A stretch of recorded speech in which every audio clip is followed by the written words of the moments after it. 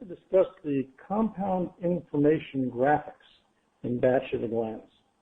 The best way to do that is look directly in the application.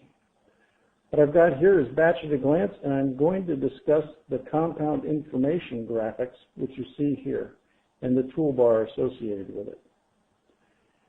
So first I'll point out that yes, within the compound information, you can navigate for previous and next samples, and you can also move between the compounds. So let me take that compound information and make it full screen here so I can zoom in. So looking at this particular QC sample, which is at level 2, I'm just looking first at the target signal. Now, a couple of pointers. I can move the scale here by holding down my left arrow, and I see the edge here of the extraction window. So by default, I see the extraction window called the big picture.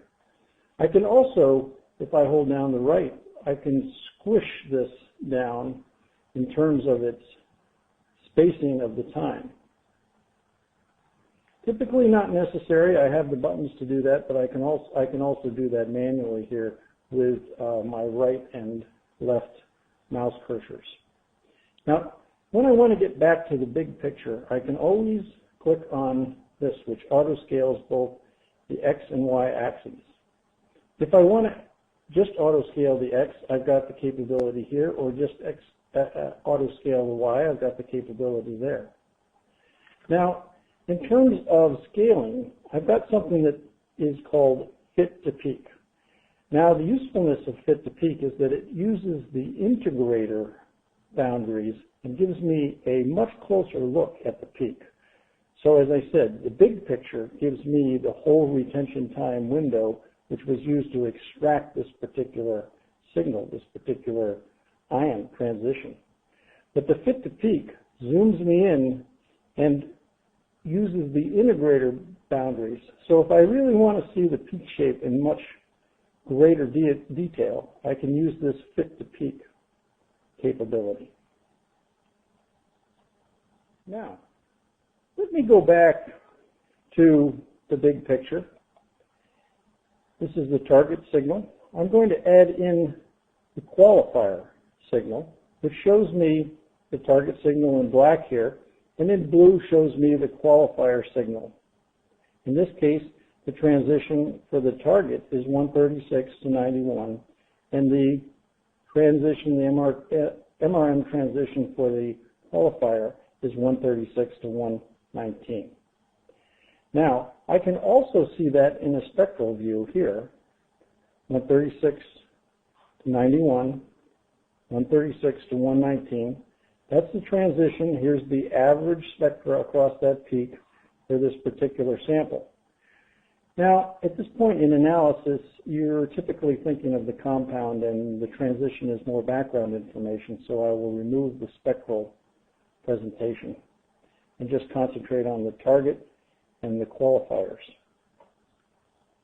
Now, looking at what I've got here, if I right-click on the target signal here, I will see quite a number of choices. First, I've got the scaling choices that are presented to me with the icon toolbar that I just went over. I also have the ability to add peak labels. So in this case, I'm going to add the name and let's say the retention time. I'll apply those, and now I see that amphetamine and gives me the retention time in the graphics. Also, I'm interested in filling the peak, so I see the green peak, which identifies this as a integrated target signal. Also, I would like to see the baselines from the integrator. So I want the baseline drawn. I also want to see the baseline calculation points of where the signal baseline was calculated from. And I will also, on the qualifier signal over to the right, I want to see the qualifier annotations, which calculates the ratio for me between the target signal and the qualifier. In addition, I'd like to see the uncertainty band that for the expected qualifier ratio shows me the limits of that ratio and where you should see the qualifier ratio fall. In my particular case, I'm partial to seeing the normalized qualifiers, so I see the two signals normalized on top of each other, and the qualifier ratio is shown here.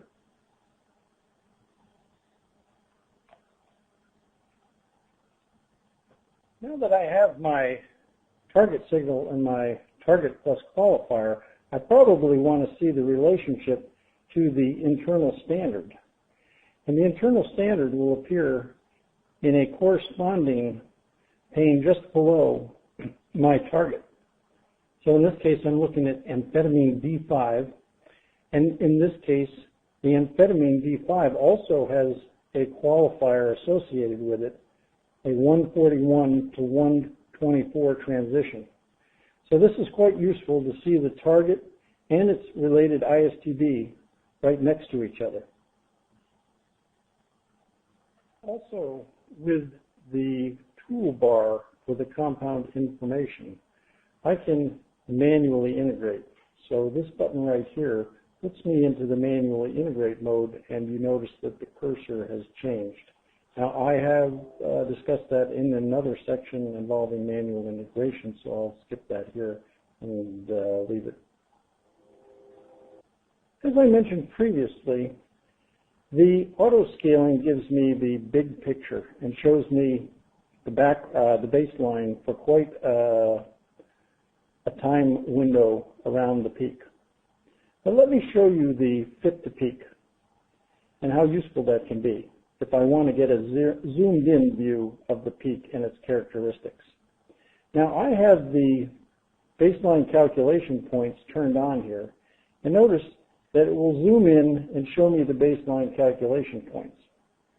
Now, notice that if I had turned the baseline calculation points off and then fit to peak, that I would get an even closer view because it zooms in based on that particular configuration. So this is my most zoomed in view of the peak. Similarly, I can, over in the qualifiers, do the same exact operation. I can zero in.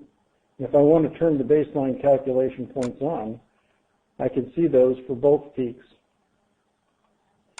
and giving me a view of both the target and the target plus the qualifier and the qualifier ratios.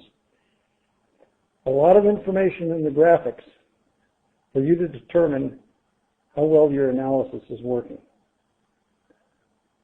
I hope you enjoyed that.